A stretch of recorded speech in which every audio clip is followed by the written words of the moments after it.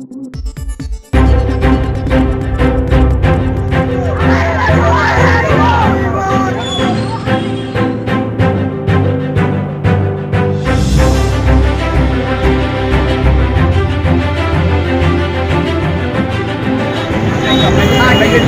मैं हूं अमृत शर्मा। आप देख रहे हैं STS टाइम। सुप्रीम कोर्ट ने जिस तरह से ऑर्डर दिया है और पशुओं को लेकर, डॉग को लेकर, सेफ्टी को लेकर आज यहाँ पर प्रोटेस्ट किया जा रहा है। ब्योली में ये प्रोटेस्ट हो रहा है। इस प्रोटेस्ट के बारे में जानते हैं कि सर, मैडम पहले तो ये बताएंगे, आप ही बताएंगे कि ये जो आज प्रोटेस्ट किया जा रहा है, ये प्रोटेस्ट का मूल कारण क्या है? मूल कारण तो यही है कि माननीय न्यायाधीश ने जो सुप्रीम कोर्ट ने जो निर्णय दिया है दिल्ली में, जिसकी वजह से हमारे जो बच्चे हैं, रोड के जो बच्चे हैं हमारे, उनको उठाकर शेल्टर हाउस के नाम पर कहीं भी ले जाकर फेंक दिया है। फेंकने के बाद उनका आप देखिए वो जो हाल है कि खाली भौंक रहे हैं, उनको ना पानी है, ना खाना है, ना उनको छत है, जिसकी वजह से बारिश के कारण वो भीग रहे, एक दूसरे को काट रहे, जख्मी हो रहे हैं। तो ये कहाँ का न्याय है?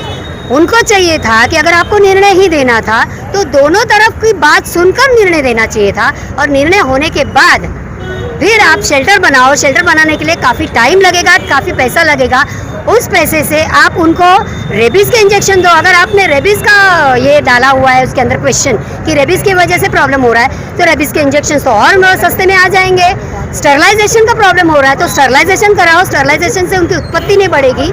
उत्पत्ति नहीं बढ़ेगी तो तुम्हारे यहाँ पे रोड पे रहने के लिए उनको जगह भी मिल जाएगी, तो उनको शेल्टर के ही पैसे बच जाएंगे। सर, आप क्या कहेंगे जिस तरह से प्रोटेस्ट पूरे भारत भर में हो रहे हैं, इसके बारे में क्या कहेंगे? मैं सिर्फ ऑनरेबल सुप्रीम कोर्ट से हाथ जोड़कर ये रिक्वेस्ट करूँगा कि हमारी गवर्नमेंट ने और हमारे कोर्ट ने ऐसी बहुत सारी योजनाएं बनाई हैं जो ह्यूमन बीइंग के लिए होती है। जैसे कि हमारे महाराष्ट्र में जो लाड़की बहन योजना चल रही है, वैसे डॉग्स के लिए भी एक योजना बनाई जाए। अगर ऐसी आप डॉग्स के लिए योजना बनाओगे तो उनको खाने पीने की उनकी सुविधा करनी चाहिए उनको। अभी कैसा हो रहा है, उन्होंने बस एक वन साइडेड फैसला सुना दिया गया है। तो वन साइडेड फैसले की वजह से जो हमारे एनिमल्स के साथ में जो अन्याय हो रहा है, जैसे कि उनको जेल में फेंक दिया गया है। ये जालियनवाला बाग में जैसे कि वो छोड़ दिया जाएगा लोगों को और बाहर से हमला कर दिया गया था, तो ये सिचुएशन वैसी है कि ना एक जगह पे उनको छोड़ दिया गया है, वो लोग आपस में लड़के, आपस में भूखे होकर आपस में लड़के मर जाए। तो ये एक्चुअली न्याय नहीं है, ये उनको सुसाइड करने के लिए छोड़ दिया गया है। ऐसा हम सबको ये फील होता है यहाँ पे। तो मैं इसके लिए सिर्फ ऑनरेबल जज से, ऑनरेबल सुप्रीम कोर्ट से और हमारी गवर्नमेंट से हाथ जोड़कर ये विनती करूँगा, ये मैं रिक्वेस्ट करूँगा कि डॉग्स को और एनिमल्स के लिए भी एक योजना बनाई जाए जिनसे वो उनका आने वाला जीवन सही तरीके से जी सके।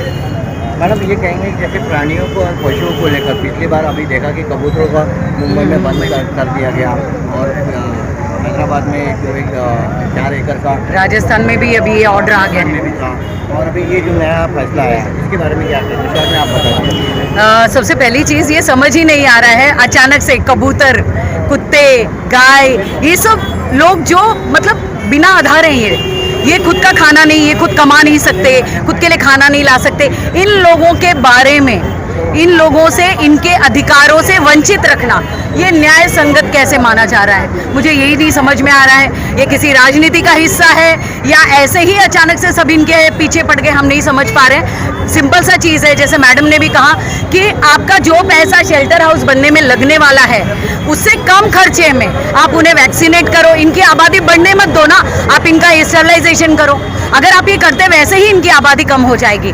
एक एज तक वो लोग जीते, उसके बाद में उनकी डेथ हो जाती है, नेचुरल डेथ होती है। तो वो तरीका अपनाइए ना। कुत्तों की जब तादाद नहीं बढ़ेगी तो आपका वैसे ही ये प्रॉब्लम, मतलब आपको, और एक और चीज़ आप लोग गौर करेंगे, अगर आप वो जगह से, इसको बोलते हैं एम्प्टी वैक्यूएशन, वहाँ पे जब अगर वो डॉग्स वहाँ से निकलेंगे ना, तो ये पशुओं की आदत है, वहाँ पे दूसरे डॉग्स आएंगे, वो वहाँ पर आएंगे। अब कितनी बार कितने शेल्टर हाउस और कितने ऐसे निर्णय आएंगे, हटाते जाओ। पब्लिक का पैसा तब नहीं खराब होगा, तब आपको पब्लिक का पैसा नहीं दिखाई देगा। वो भी तो इम्पोर्टेंट है। उल्टा जो टैक्सेस लोग पे करते हैं, वो पैसे से आप वैक्सीनेशन और उनके लिए स्टरलाइजेशन, ये प्रोग्राम चलाइए प्रॉपर तरीके से। सरकार ने और गवर्नमेंट ने मिलकर मतलब ऐसी कोई समिति बनानी चाहिए जिसके बिल्कुल। ऊपर रिसर्च होना चाहिए और क्या करना बिल्कुल बिल्कुल इस चीज़ में उन लोगों को जो एनिमल लवर्स है, जो एनजीओज हैं, जो एक्चुअली करते हैं, हमारे यहाँ पे सुधीर कुडालकर साहब है थाना में, वो खुद पुलिस वाले हैं और वो खुद ये सब डॉग पाल फाउंडेशन वगैरह चलाते हैं। ऐसे बहुत सारे लोग हैं और आपको सेलिब्रिटीज़ की भी बात करूँ मैं, जॉन अब्राहम, ऐसे बहुत सारे लोग सेलिब्रिटीज़ भी हैं जिनके पास में पैसा भी है। आप उनकी समीक्षा तो करिए, आप उनसे मदद तो मांगिए और एक समिति का गठन करिए जो एक्चुअल आपको पूरा प्रोसेस दे, किस तरीके से ये प्रणाली काम में लाई जाएगी और उसके बाद आप काम करिए ना। सिर्फ ये बोल देना इतने टाइम से हटा दो रोड से, चले जाना चाहिए, फिर वापस उनको वैक्सीनेट करो और छोड़ना नहीं, उनको छोड़ना नहीं, तो ये गलत है। आज भिवंडी शहर में इस तरह से प्रोटेस्ट हुआ एनिमल के ऊपर से लेकर जो जीआर आया है उस जीआर को लेकर, मुझे ऐसा लगता है कि भिवंडी शहर के अलावा आज पूरे भारतवर्ष में इस तरह का प्रोटेस्ट होने वाला है या ऐसा मन बना है। जो एनिमल्स लवर्स है, एनिमल्स लवर को काफ़ी तकलीफ हुई है और डॉग्स क्या नहीं, इसके अलावा कबूतरों का मामला ले लो या उसके पहले माधुरी का जो कोल्हापुर का मामला था उसको ले जाया गया और फिर वापस कोल्हापुर वापस लाया गया, लेकिन उसमें कुछ शर्तें रखी गई।